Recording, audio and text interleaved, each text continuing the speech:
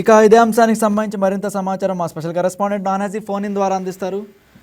Good morning Nanaji. ఇక రాజమహేంద్రవరంలో కల్తీ పాల ఘటన కేసులో ఇప్పటికే నలుగురు మరణించినట్లు తెలుస్తోంది. దీనికి సంబంధించి ఇక అప్డేట్స్ ఏంటి?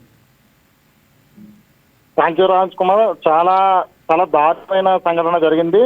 ఎందుకంటే ప్రాదేశంలో ఈ కల్తీ జరిగిన తర్వాత ఇక్కడ అందరూ కూడా అధికారులందరూ రియాక్ట్ అయ్యారు.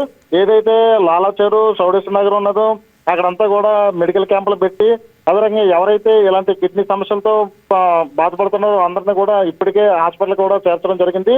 అయితే ఇదంతా కూడా స్థానికులు చెప్పే విషయం ఏంటంటే ఏదైతే శివరాత్రి ఉన్నదో శివరాత్రి 15వ తారీఖున తాగిన కాడ నుంచి ఆ అనారోగ్య సమస్యలు వస్తుంటే కనుక అలాగే ప్రైవేట్ హాస్పిటల్ అలాగే గవర్నమెంట్ హాస్పిటల్ కూడా జాయిన్ అయ్యడం జరిగింది. దీనికి సంబంధించి అంటే నిన్న ఆదివారం నాడు ఎవరైతే ఇద్దరు చనిపోయారో ఆ చనిపోయిన తర్వాత అంత బాగిచెట్టి కనకరత్నం అలాగనే తాడి కృష్ణవేణి చనిపోయిన తర్వాత ఈ విషయాన్ని ఏదైతే కిమ్స్ అధికారులు ఉన్నారో కిమ్స్ డాక్టర్స్ వీళ్ళందరూ కూడా గవర్నమెంట్ కి ఈ సమాచారాన్ని ఇవ్వడంతో మొత్తం అందరూ కూడా ఏదైతే మొత్తం జిల్లా యంత్రాంగం అంతా కూడా ఈ కిమ్స్ హాస్పిటల్ దగ్గర అలాగనే సౌడేశ్వర నగర్ దగ్గర కూడా ఉండి పర్యవేక్షణ చేస్తున్నారు. ఎవరికైనా అనారోగ్య సమస్య వచ్చిన వెంటనే వాళ్ళందరినీ కూడా హాస్పిటల్ కూడా తీసుకెళ్తున్నారు. ప్రస్తుతానికి ఈ రోజు చూస్తే కనుక ఈ రోజు ఇద్దరు కూడా చనిపోయడం జరిగింది. శేషగిరిరావు అలాగనే రాధాకృష్ణ అందరూ కూడా ఎవరైతే బాధితులు ఉన్నారో బాధితులందరూ కూడా దాదాపు 60 సంవత్సరాలు పైబడిన వృద్ధులు అలాగనే 10 సంవత్సరాల లోపల ఉన్న చిన్నారులు ఉన్నారు. అయితే చాలా వరకు వాళ్ళ కుటుంబాల్లో ఇప్పటికే చాలా వరకు ఆందోళన నెలకొన్నది. దీనిపైన అంటే ఇంకా వైద్యం కూడా తీసుకుంటూ ఉన్నారు కాబట్టి అలాగనే ప్రధానంగా కిడ్నీ సమస్యతో బాధపడుతున్నారు. ఈ కిడ్నీ సమస్యతో బాధపడుతూ అలాగనే యూరిన్ కూడా బంద్ అయింది. దీనికి సంబంధించిన అధికారులు ఇప్పటికే ఈ యొక్క శాంపిల్స్ అన్ని కూడా పరీక్షా కేంద్రాలు కూడా పంపించారు. దాని రిజల్ట్స్ కూడా వెయిట్ చేస్తున్నారు. మనం కూడా సంఘటన స్థలంగా చేరుకున్నాము. మరింత సమాచారం కూడా పూర్తిగా బాధితుల మాటల్లోనే కచ్చిపట్లో విందాం. ఓకే నానాజీ. ఇక ఇప్పటికే వైద్య ఆరోగ్య శాఖ అధికారులు అలాగే సిబ్బంది అక్కడ ఇంటింటి సర్వే కూడా చేపట్టినట్లు దీనికి సంబంధించి అంటున్నారు. అక్కడ దీనికి సంబంధించి అప్డేట్స్ ఏంటి? ఖచ్చితంగా కొన్ని ఏదైతే దాదాపు 180 ఇళ్ళకి ఇతను గణేష్ అనే వ్యక్తి పాలను సరఫరా చేస్తూ ఉంటారు.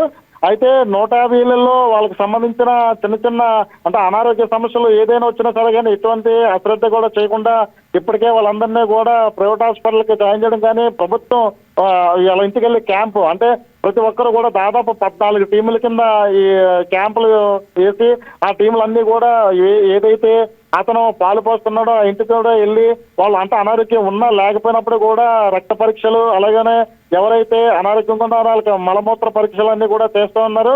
ఎలాంటి అజాగ్రత్త కూడా లేకుండా మీరందరూ కూడా మీ యొక్క సమస్యలు కూడా బయటకు చెప్పాలని చెప్పేసి అధికారులు కూడా చెప్తూ ఉన్నారు.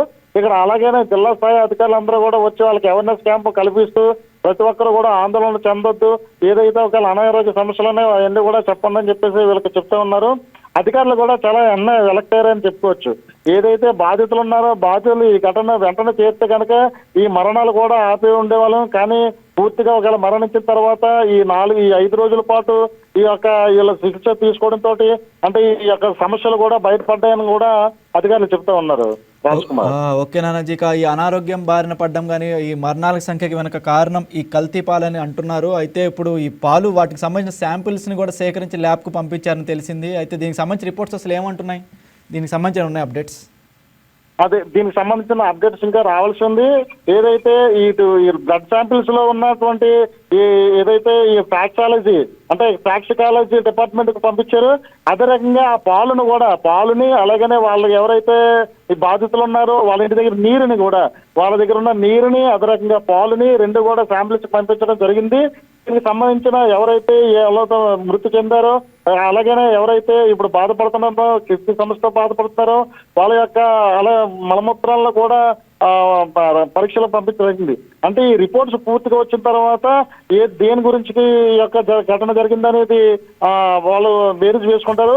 అయితే అధికారులు మాత్రం ఎవరైతే బాధితులు ఉన్నారో ఆ బాధితులందరికీ కూడా పాలు ఒక వ్యక్తి వేడితోటి ప్రాథమికంగా ఈ పాలుతోటి ఇదంతా కూడా జరిగిందని చెప్పేసి ఒక నిర్ధారణకు వచ్చారని చెప్పుకోవచ్చు. ఓకే నానాజీ. గణేష్ అనే వ్యక్తిని ఇప్పటికే పోలీసులు కూడా అదుపులోకి తీసుకున్నారు. మరి అక్కడ విచారణలో అసలు ఏమైనా పోలీసులు స్పందించడం కానీ గణేష్ ఏదైనా మాట్లాడినట్లు అని తెలిసిందా? ఈ విషయంపై మనం పోలీస్ అధికారులు కూడా మనం ప్రశ్నించడం జరిగింది. అయితే ఇంకా ఏదైతే ఇప్పుడు ఇంట్రాగేషన్ జరుగుతుందో ఇదంతా అయిన తర్వాత అంటే అధికారికంగానే ఒక ప్రెస్ మీట్ పెట్టి చెప్తారు కాబట్టి ఇంకా ఇలాంటి సమయంలో ఏది కూడా పై అధికారుల నుంచే రావాలి తప్ప మా నుంచి ఏం రాకూడదని చెప్పేసి పోలీస్ అధికారులు కూడా వాళ్ళు చెప్తా ఉన్నారు. Okay Nanaji, right, thank you. ఈ వీడియో మీకు నచ్చినట్లయితే లైక్ చేయండి, షేర్ చేయండి, మా ఛానల్ కి సబ్స్క్రైబ్ చేయండి.